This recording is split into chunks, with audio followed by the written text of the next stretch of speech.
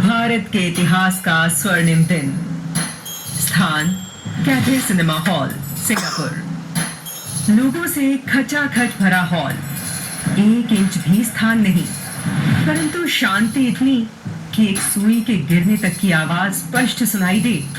किसकी प्रतीक्षा कर रहे थे ये लोग?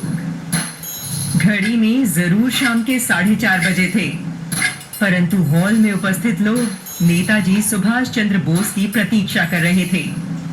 उनका सब्र जवाब दे रहा था। तभी मंच पर नेताजी पहुंचे।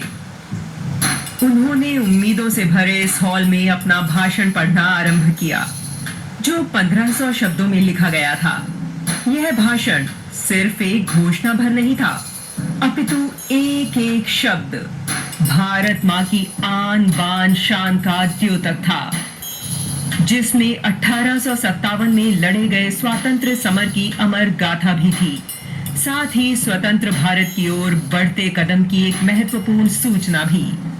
अस्थायी सरकार की स्थापना की घोषणा करते हुए नेताजी ने कहा, अस्थायी सरकार का कार्य है भारत से अंग्रेजों और उनके मित्रों को निष्कासित करना, जबकि इसका कर्तव्य है कि भारतीयों की इच्छा और विश्वास के अनुरूप आजाद हिंद की स्थायी सरकार का निर्माण करें।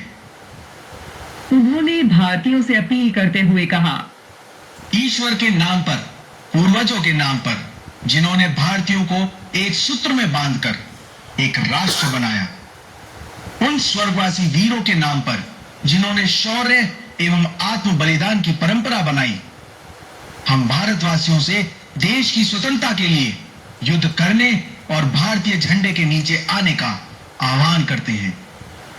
आज भी नेताजी की इस अपील को हमें स्मरण करने की आवश्यकता है।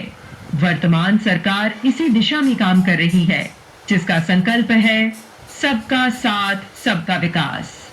हमें स्वतंत्रता मिल चुकी है, अब हमारा लक्ष्य है भारत विश्व गुरु कहलाए।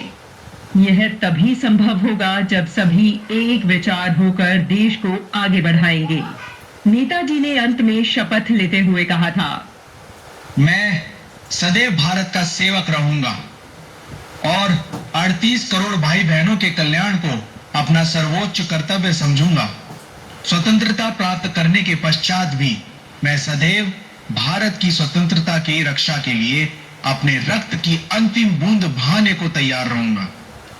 और उनके दिखाए इसी रास्ते पर वर्तमान सरकार चल रही है। मोदी सरकार ने 137 करोड़ देशवासियों को एक परिवार, एक सूत्र में बांधने का काम किया है। भारत की बदलती तस्वीर के चलते विदेशों में चले गए भारतीय वापस लौट रहे हैं, वहीं विश्व की नजरों में भी भारत शिखर पर है। नेताजी सुभाष चंद्र बोस ने मात्र ओजस्वीपूर्ण भाषणों से भारतीयों में क्रांति ज्योति नहीं जलाई, अपितु परतंत्र भारत ने भी देश की अपनी सेना तैयार कर अंग्रेजों से लोहा लिया, अंडमान निकोबार द्वीप को स्वतंत्र करवाया।